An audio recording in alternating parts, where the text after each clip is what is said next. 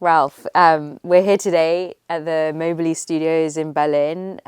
It's such a pleasure to be here. It's been, I think I had my first release with you in 2023, which we'll obviously get into, but it's the first time that I'm actually coming down to your office. So thanks for having me today. Yeah, it's a great pleasure to have you here.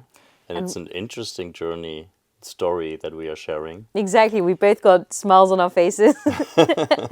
Actually, this podcast is going to be we're going completely unscripted.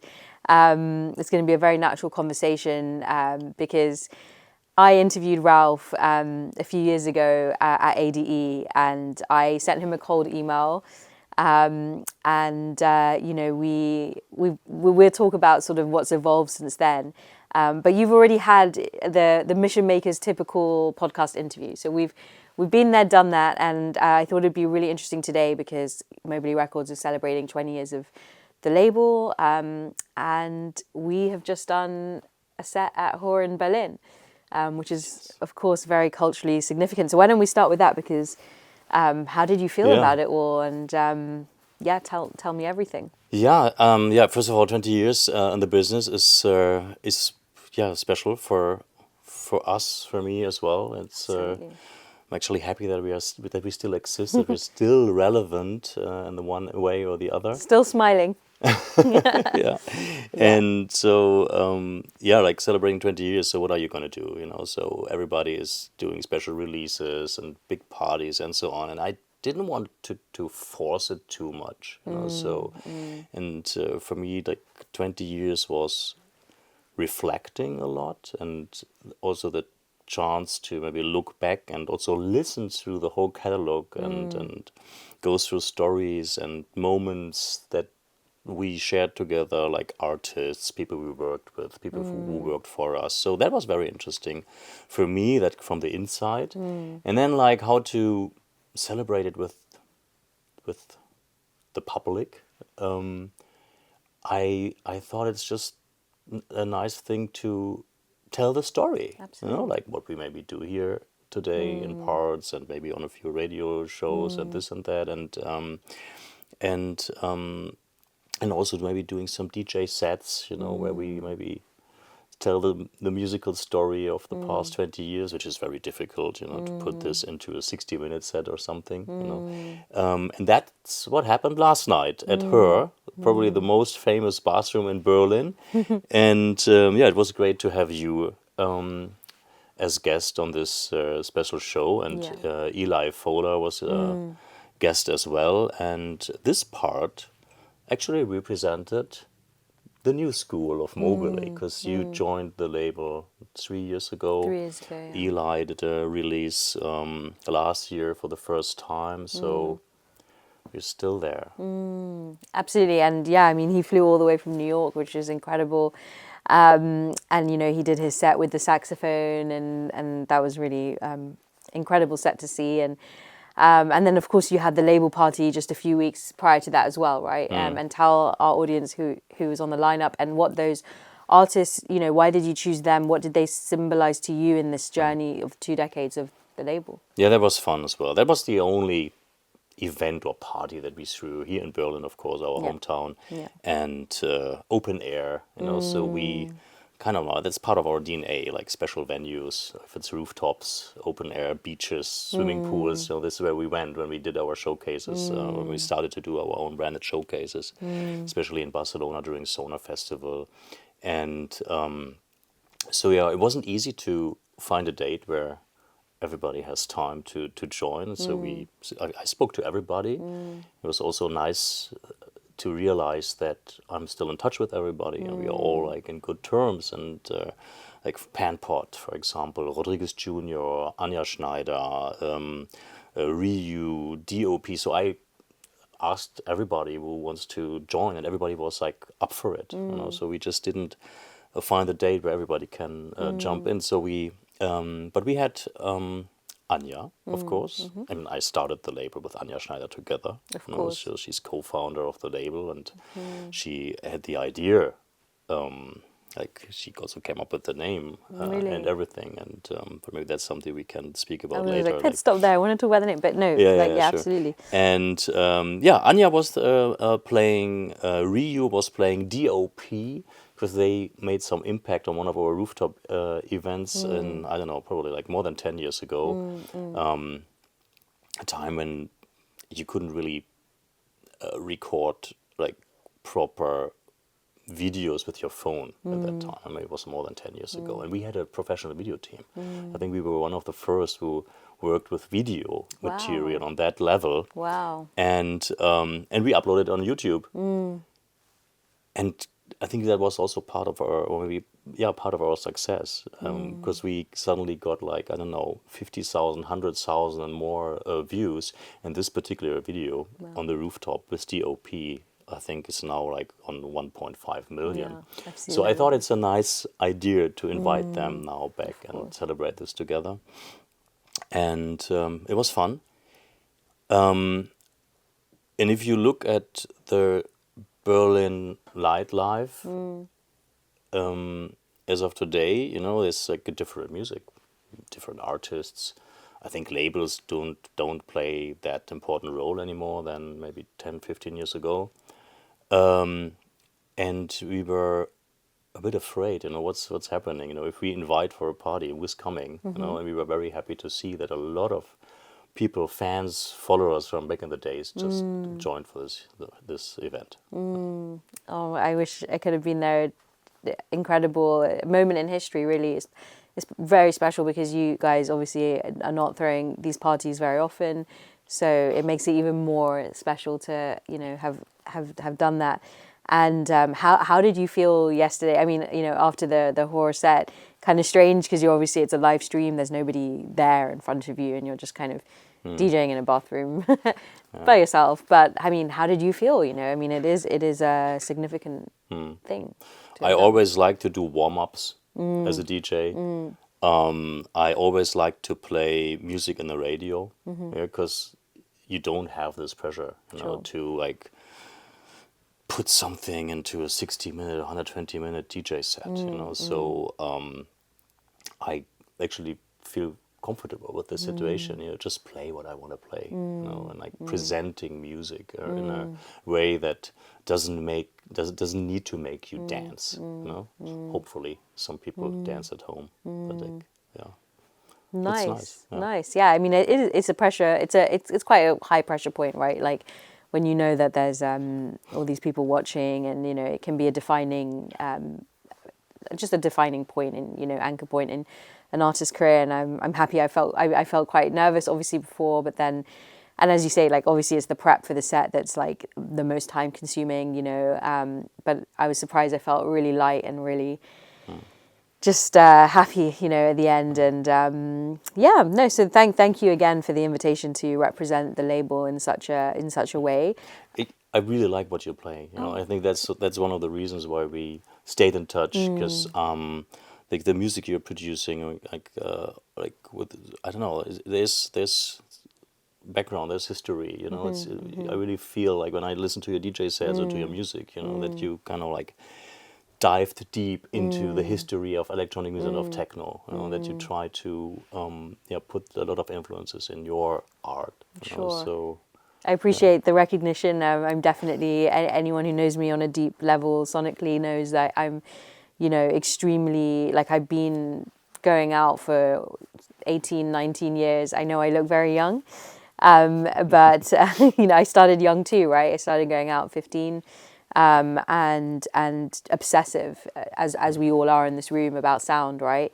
And one of my values as an artist, you know, because I think when you just look at the last sort of 24, 48 hours, the different pressure points you, me, you know, we would have felt is, you know, that we have our own day-to-day life. You know, you're running this label.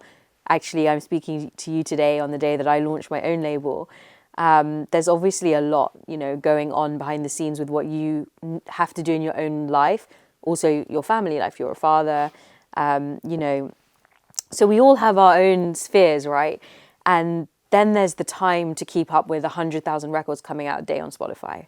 You know, the time to dig, and then also maybe not all of that music is amazing because it's just so, there's so much pressure to put out content all the time that the quality gets diluted. So 100%. And actually, you know, what I think it will be a good moment to maybe to give our listeners a little insight into how we met, because yeah, I sent you this because I mean, Ralf, you really took a trust in me, which I'm really thankful for, because as you know, it's not easy to launch a career, to be today at a moment where, you know, you can obviously like launch your own vision and your own label. And I went to ADE. You know, it was a significant turning point in my life, because I, you know, sort of worked quite hard to get to a financial point and invested back into going into this conference. And yeah, I reached out to about 9 people. I look back at that series now. You can obviously watch it back on That was an YouTube. incredible, smart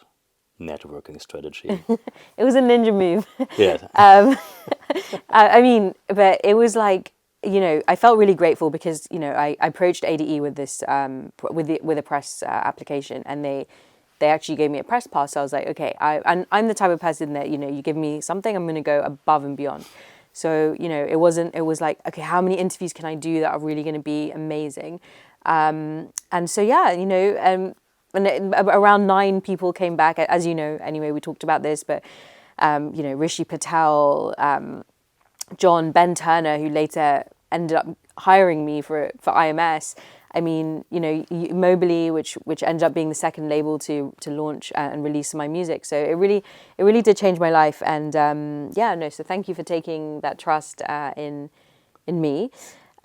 Curious to know what you thought. Well, you know, when you received that email, or because obviously you're getting I can't even imagine the number of demos you're getting a day. Everybody who would love to release on Mobilee. It's such a you know, it's been an incredible label what you and Anja have launched. So what makes you pay attention? To your request originally, or can be both, to the request originally, and then yeah, and I then think it's like music. probably like a gut feeling, yeah, and how people approach us, and I don't know. Sometimes it's also like just the right timing, the right moment, Yeah. you know. And I always explain it like this, like especially when it comes to demos, for example. I always try to tell young producers, so like, you know, sometimes it's really about like the moment that I receive the email, you know. So is it like early in the morning, is it late at night, did I have a glass of red wine before, or am I stressed, am I in a good mood, in a bad mood, is the sun is shining or not, winter time, and so on, you know, just to give you a feeling like how many factors are kicking in, you know, before an A&R, or when an A&R is like making an opinion about your music, you know. So yeah, I don't know. So yeah, and sometimes it's just about the right moment, but it's not just a feeling, you know. So how is somebody like representing himself or herself and stuff? But in your case, I must say, when we met, you know, there was like you are a very like versatile personality and talent, you know, and I think that's what's also needed these days to make it, you know. Just being a nerdy producer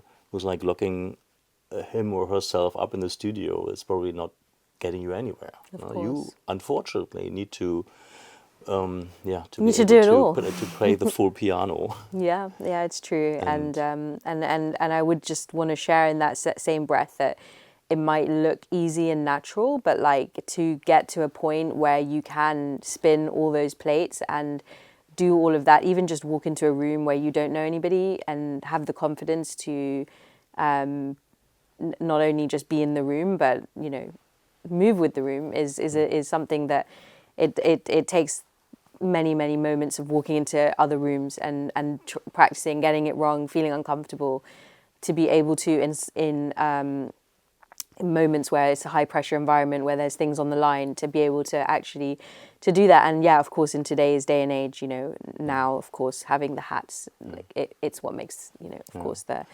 edge. But let's talk about the name, because you talked about Anja there, and you know, she came up to tell us a little bit about what was the meaning behind the label's name, and what was that story? I think it's about movement. Mobilee is something that's always turning. Then there's like the wind having an impact on movement, and mobilees also make sound sometimes, depending on what's hanging in there or on there. And it's easy to pronounce. That's what we figured out later. Like it doesn't matter like any language, everybody can say like or to pronounce Mobilee, Mobilee, Mobilee. No? I think that's the basic idea. Sometimes you just come up with something, and then over the time people define it in detail, and maybe have an interpretation for something. But And what was that sort of moment when, first of all, how did you meet Anja? And secondly, what was the conversation, like when did you both decide that this was something that you wanted to commit, to? So I came to Berlin in 2003. I lived in Cologne before, like close to Frankfurt, and I by the way, I had like both musical impact, or like impacts, So the Frankfurt time, Sven Feth, Omen, Cologne, Compact, Studio 672. This very interesting. Like in my early electronic music education, so I had a big influence. And then 2003, I decided to go to Berlin because Cologne was too small for me in a way. That's how I felt that at that time. And here in Berlin, I met Anja. We both had our regular jobs. Right? We were marketing, advertising background. Anja was already working at the radio, doing a radio show, her own radio show, focusing on electronic music. A lot of event stuff connected to music as well. And we met. We connected. It clicked. and she got the offer from Kai from Word and Sound, like one of the top vinyl distribution companies at that time. So hey, why don't you start a label? You have the radio show, you get a lot of demos, you have audience already. So, and I was there at that time, and we started it together. And in the beginning, it was a hobby, it was a side project, but within 6 months, it became our main purpose. Wow! So we kind of like canceled our safe, secure jobs and started this journey. And talk to us about what the last 20 years have been like for you. I mean, what are the standout moments that you look back and you're like, yeah, that we did something there that changed the game, or sort of, because the label has carved itself as especially in its kind of golden era, as being one of the like pioneers in Berlin, and obviously in. No.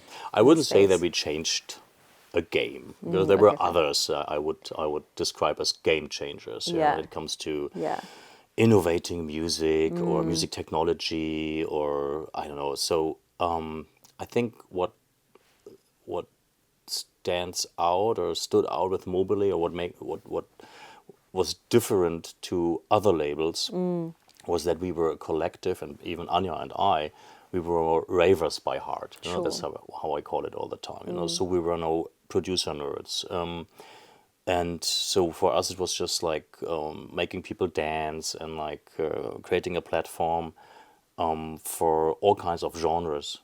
So when Anja and I started to go out in the like late 90s, so we went through like all these different music styles, from techno to deep house to gabba to trance. I think the only thing that changed was like our dance moves, but we enjoyed it with the same passion, So we always thought, okay, oh, that's something new. Yeah, let's try it out. It doesn't matter if it's deep house, techno, gabba, or whatever. So I think that's that defined our perspective on electronic music.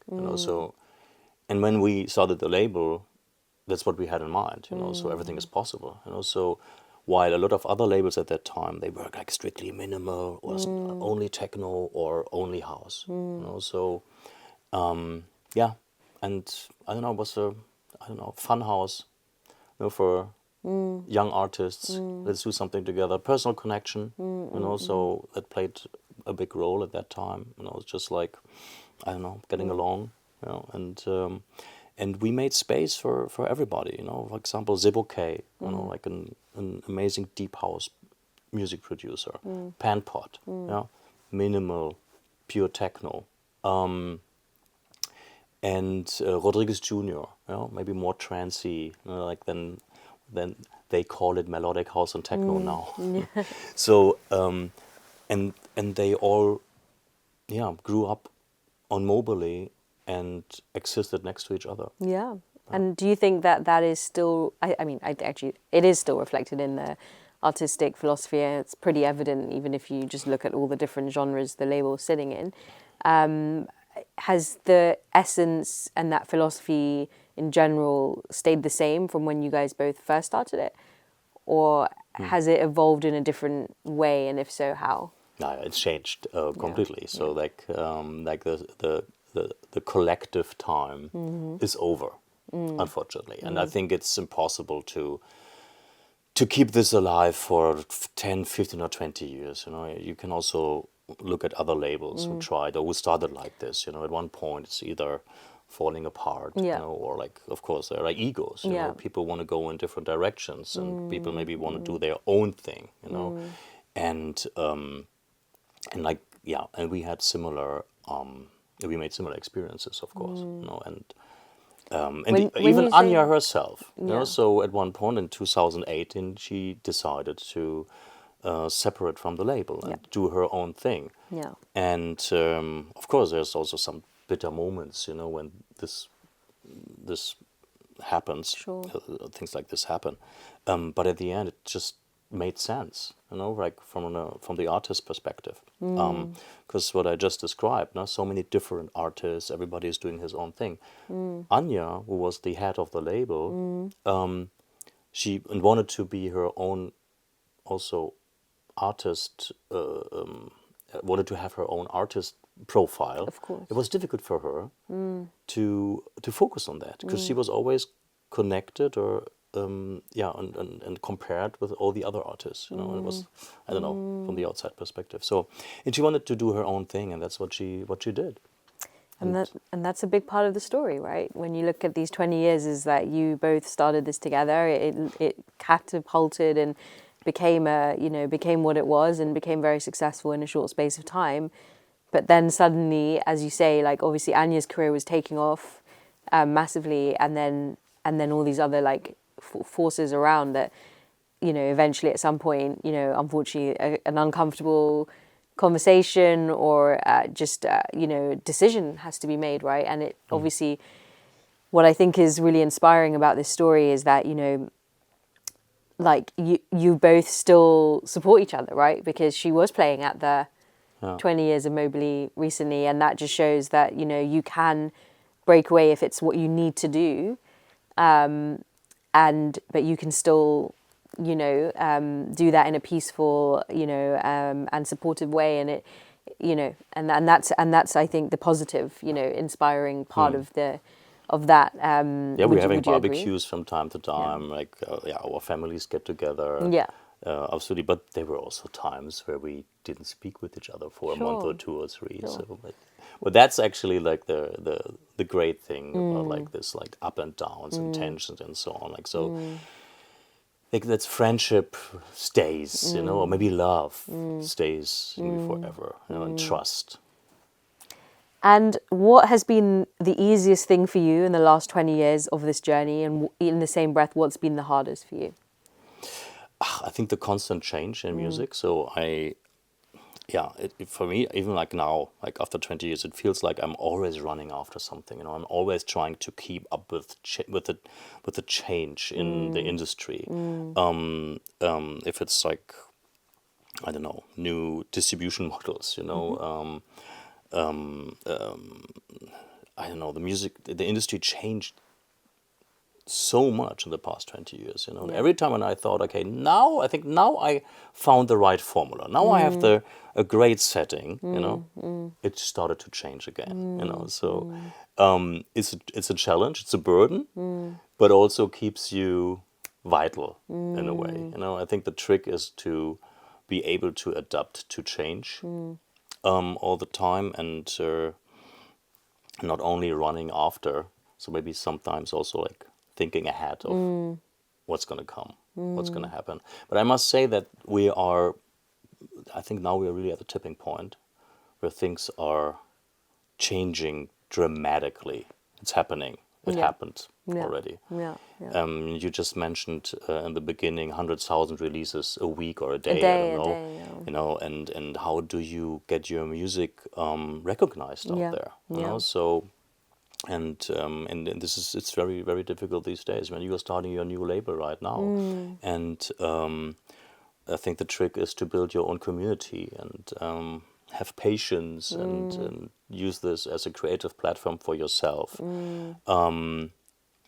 But also, if I speak with friends at other big or bigger labels, they are frustrated, and even with like big marketing spendings on a new release, they don't reach the people, they don't get anywhere. There's like very low streams or whatever, because it's just difficult to get through. So I think things are imploding a little bit. Yeah. Like for several reasons. Yeah. For digitalization and I don't know, like also the mediocrity of content getting out, and at the same time the consumers maybe don't have like this quality standards anymore and don't filter in a way we would like to see it. And then there's AI, and there's so much happening right now. So I think like the system is imploding in a way. Maybe we should also like lean back, watch what's gonna happen, and then restart the system. So that's how I feel right now. So I'm also pausing a little bit, because like instead of like running after trying to keep up, I decided to pause for a minute. Yeah. And then I don't know, maybe in a year or two or three, then come up with a new recipe, or maybe then it's the time where quality, handcrafted music has a value again. And we don't see this in music. It's like, I think in all pop cultural segments, the same. If it's like video or art, or I don't know, literature, everywhere.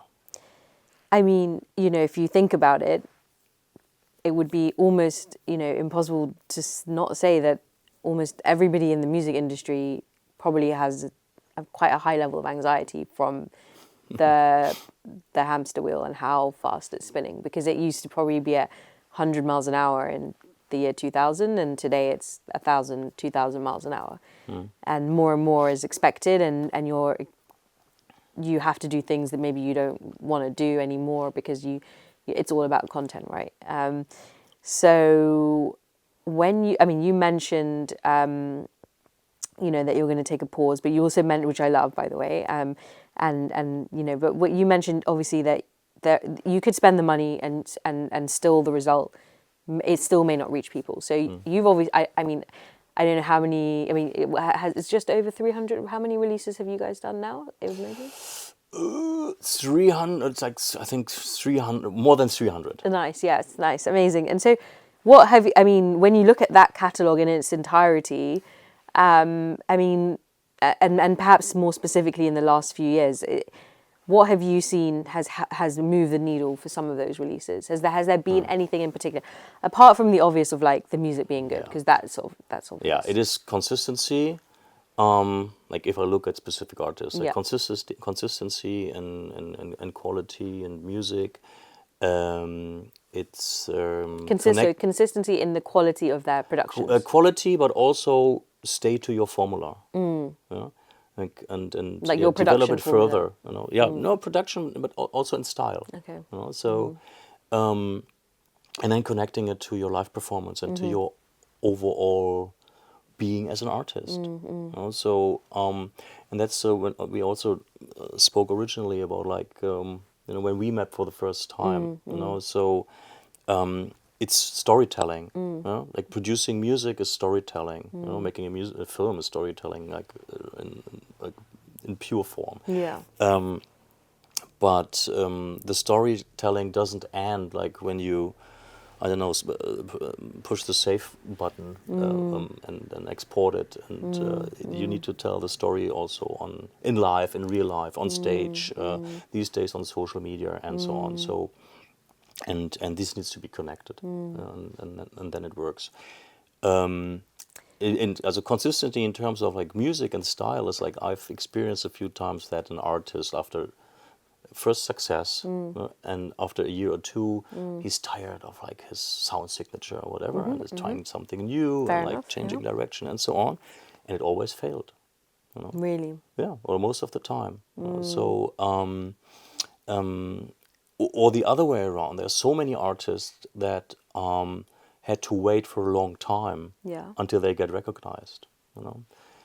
Keine Musik is a good example right now. You know, I think more or less they are doing exactly the same thing that they did 10 or 15 years ago. Yeah. And now they're like worldwide stars. You know, it's Of an course. incredible story. You know, Yeah. and yeah, it's the same with a few other artists. You know? So sometimes it's like the right time for your music. You know, but if you're forcing it too much, or if you are just running after like a musical trend, it's difficult, and that's what's happening today all the time. And do you know what? What else can you do if you grow up in this environment these days? You know, you're a young talent, young artist, and you're setting up your studio. You know, you get connected with electronic music. You go out, and there's like this music out there, and like all around, all the time. You don't need to really search for it. You don't need to go to a record store and like listen to 100 records before you find this one record that you really like. You know, it's like I don't know, very formatted music all around you all the time. So where is your inspiration coming from? You know, of course, you're going in the studio. There's presets and sound libraries. And everything is ready made for you. You know, so where should like new inspiration and new music come from? And that's where we are. And I can't blame the young producers for that. You know, this is the tools they are working with. This is the environment they're growing up in. And I think, again, the tipping point, you know, is probably needs a few years before the next generation is taking over and creating something really new with this technical, like technological opportunities. It's digital opportunities, you know. If myself, I feel like, you know, I'm the generation coming from an analog world transforming into a digital world. Sure. You know, I think most of the people who are running the show have this background. Sure. You know, it's going to be very exciting to see what the pure digital generation is making and coming up with. And I wouldn't be surprised if they maybe then start going back, you know, and really creating something new. I hope so. Yeah, absolutely. We got to have As is faith. with my kids, by the way. That's Yeah. always very interesting to see, you know, how they learn using interfaces. Hardwares, yeah. Yeah, it's amazing to see. You know? Do they adopt it quite quickly, Yeah, or it's is it super quick, you Nice. know. And but they shouldn't play with phones and stuff like that or tablets, you know. But of course they do. They when they 3 or 4, they try, you know, and then they push button. They within an hour they figure out everything, you know, like how to move things and push a button and so on. So if you think how this changes their brains and neural connections, you know, Yeah. hopefully in a positive way, Yeah, you know. yeah. And if you think about like this generation in 15, 20 years from now, developing new gadgets, writing new codes, you know, it's going to be exciting to see what they're coming up with. 100%. 100%. Couldn't agree more. And final question I want to ask you before we move to like what you're excited about in the future is like, I mean, you know, how like with all the releases that you have in your catalog, how do you actually measure the success of a record? to you today? Like, what is it that matters to you in that record? Apart from the obvious of like, oh, these DJs are playing it, you know, but and the financial, obviously. But like, what is it that you think when you look at it as the label head? Good question, because in the past year, when I was going through the catalog, I found a few gems where I realized this is timeless.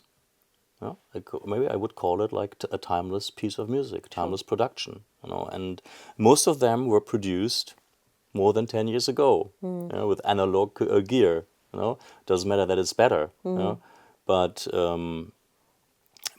maybe because of the effort that the artist had to put into it, you know, so the time, like connecting cables and like really Warming learning machine. how to use these machines, you know, that's probably made the difference. You know, it doesn't mean that somebody who is just using a laptop to make music is making worse music. You know, and if you look at Fortet, Skrillex, and so on, these are very good examples for a younger generation, like creating something new, incredibly sounding. You know, so it's possible. You know. But yeah, that's it. Like this, it's timeless for any reason. So you measure the success of a record of how true it stands the test of time, essentially. Yeah, exactly. Yeah. Nice. How it still fits in Yeah. after so many years. Amazing. So we have somebody in the room. Actually, it's his room.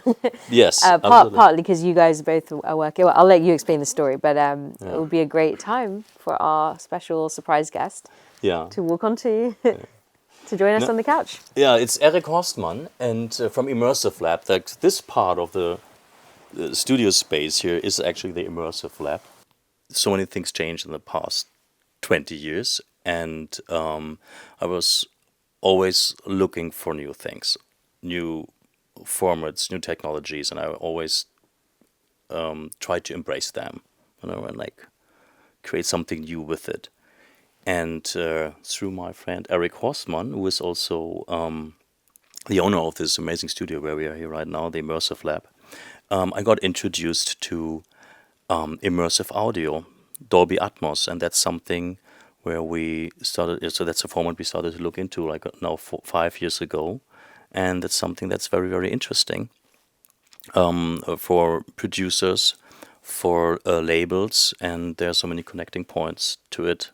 And yeah, maybe Eric, you want to explain a little bit about like what Dolby Atmos and immersive audio is? Sure. Okay, cool. We had a very nice listening session before the... Yeah, thanks, Eric. Yeah, and thanks for having us. We were doing an amazing listening session earlier. So 12 speakers in this room, right? Yeah, that's correct. In this room, I have installed 12 speakers, but Dolby Atmos is a scalable system, so you can actually run up to 64 speakers depending on the room size. Amazing. So tell us a little bit about this collaboration with Mobilee. How long has it been? What do you tell us. So a couple of years back, during pandemic, I met Ralf at the playground. We were there with the kids, and I was so jealous on his greens because it was so perfectly green and there was no nasty plants and something. And then we got in touch about this and also about the kids. And then we actually figured out that we're more or less working in the same industry, but from an opposite angle. So me being a sound engineer working on the production side of things, also representing a speaker manufacturer, Genelec, that he knew. So and then we came to the conclusion that we actually know the same people in the same industry, but just from a different angle. And I told him about my work and what I'm doing in working in Dolby Atmos, which I do for 12 years now, by the way.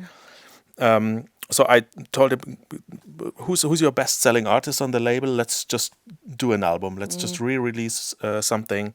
And then the coincidence was that Rodriguez Jr. was just releasing his latest album, Bliss, at that time. So we took all the files, and I made a Dolby Atmos version out of it. And together we re-released it like half a year after the original release. Yeah. I mean, it was pandemic. We had nothing to do. Olivier was sitting in his studio. We were sitting at the playground with the kids. So we had time. We had fun, and then we were doing this. And that's how we started the collaboration. Nice. And up to the point that when I built this studio here, I had a free spot. So Ralf cool. and Mobilee Records are now actually by co-workers here. Nice. So we're sharing the space together. Yeah, because that Dolby Atmos has now become a big part of the label strategy or release, right? Because is every EP or every release having a Dolby Atmos treated record? Yeah. Yeah, we are trying. It always depends on the time that Eric has left. But beside the Dolby Atmos productions or the immersive audio mixes we are doing for the label, whenever possible, it just opened a new door for me, for everybody working with this, because yeah, it's a new format. It's a new listening experience for everybody out there, especially through Apple Music most of the time, but also Tidal and Amazon HD. You can experience a Dolby Atmos or immersive audio through headphones. It's a binaural stereo format. It's maybe too complex to explain the mathematics behind it now or the physics. But that's what's happening, what's existing right now. But there are so many other opportunities and so many other things that we can do with this format. There are we are very close to bring this to stage. So there is virtual reality around the corner. There's like new also gadgets, Apple Vision Pro and Meta 3, where new applications and new environments are going to be created, where you not only have 3D visuals, but you also then need 3D sound. And that's what we are preparing for, in terms of like licensing this music potentially to new applications. But then there's also this like new creative space for artists, and like what Eric just described, like the first experience, that was even before Apple supported Dolby Atmos. It was like just like more an experience field for us, to figure out how are the workflows, what's the process behind it, and just that also the artist Rodriguez Jr. in that case just like learns how to work with that and what it can do to your music, with your music. And we were always hoping that going through this process once, he has a new perspective when he's creating the next album, with these opportunities in mind. Of course. So there's a lot of things happening, and Amazing. And Eric, when an artist is working with you, to bring to incorporate the Dolby Atmos into their auditory experience, how do you wish an artist approaches that experience in working with you or with the Dolby Atmos format? So in an ideal world, the artist is coming to visit us in the studio. Oh, really? And get an experience about what it is. Fair enough. We touched about headphones. Headphones is a good, you've experienced that as well on your songs that I've mixed. You can listen to Dolby Atmos on headphones. It works. For some it works better, for some it works less good. But once you sit in the studio, you get an experience that you probably don't forget so quickly. And that really clicks very quickly to understand what does this format allow you as an artist or me to work creatively. Because when you produce a song, knowing that it's going to be an Atmos version, you produce it hopefully differently, because you're adding more elements to the space, because we have a lot of space available where we can place elements. When we work in stereo, it's more about reduction. So make things, put stuff away to make other things audible. And we don't have these issues or challenges in Atmos, because we just move it out in space and then make other things audible. So in an ideal world, people come here and experience it, or hopefully somewhere in a loudspeaker environment. Once they know about it, they hopefully compose differently.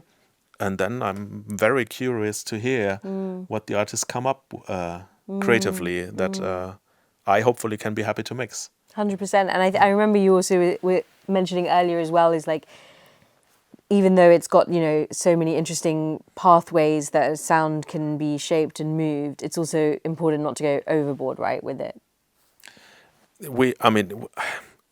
You have to always think about that musicians working in stereo work in a format that is existing since the late 60s. So it hasn't changed since then.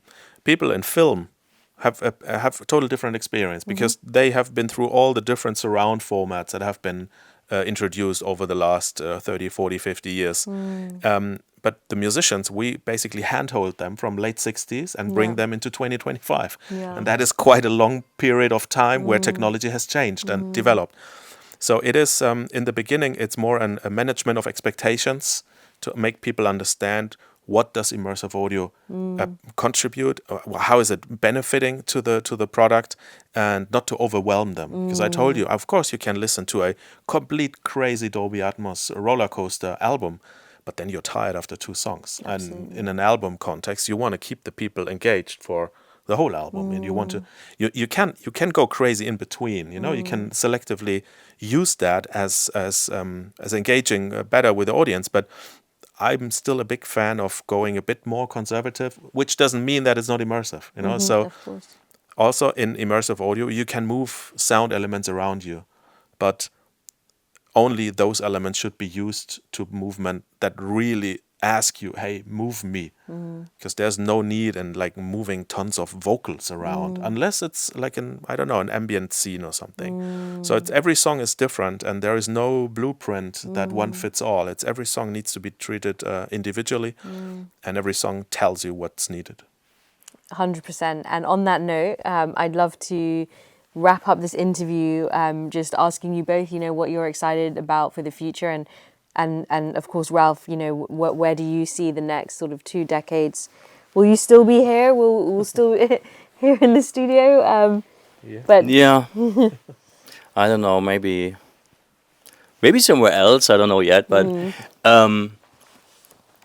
yeah, I don't know what's happening in the next 20 years. I'm really focusing on the next few years at the moment, and like as I told you, I'm pausing a little bit and really want to preserve what we have achieved so far, and I see a big potential in like maybe reactivating catalog, instead of like always hunting for something new. So what I said, like when you ask me, so what's an outstanding record, in your per your definition, it's like the timeless music in the catalog, however you want to define it. And maybe I'm going to pick out some of them and try something new with it. Thank you. If it's a new format, if Yeah. it's a new story, if it's anything, so yeah. Amazing. And Eric?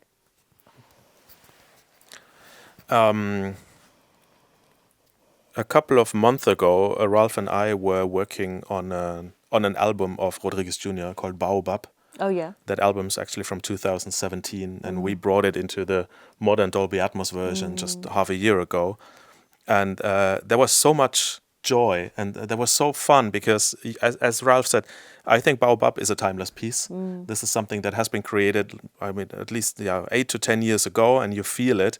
And bringing this into the modern world of technology was just, really, really, really a nice experience. But for the future, I think what we definitely have to look up is how can we incorporate, me in my immersive world now, how can we incorporate those technologies and those creative workflows for live environments, even also for people who like you as a DJ, not necessarily live performers. For live performance it's easier, but for DJs it's a bit more tricky from a technology point of view.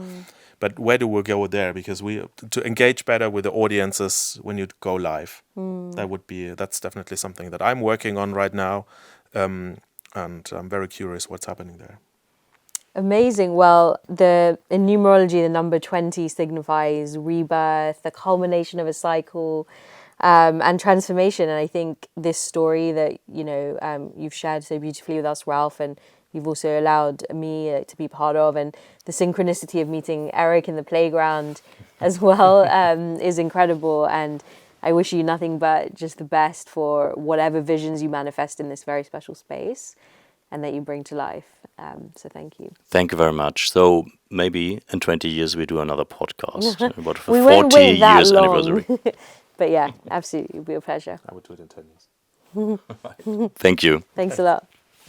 Hope you enjoyed this episode as much as we enjoyed having this conversation.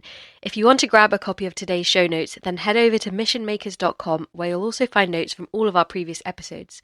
And if you're interested in talking to me about future opportunities at Davos, producing podcasts, or coming down to some of our music and motorsports events, then you can reach out to me at Mission Makers or at dj.n1nja on Instagram. Thank you as ever for listening, and until next time, keep it laser focused.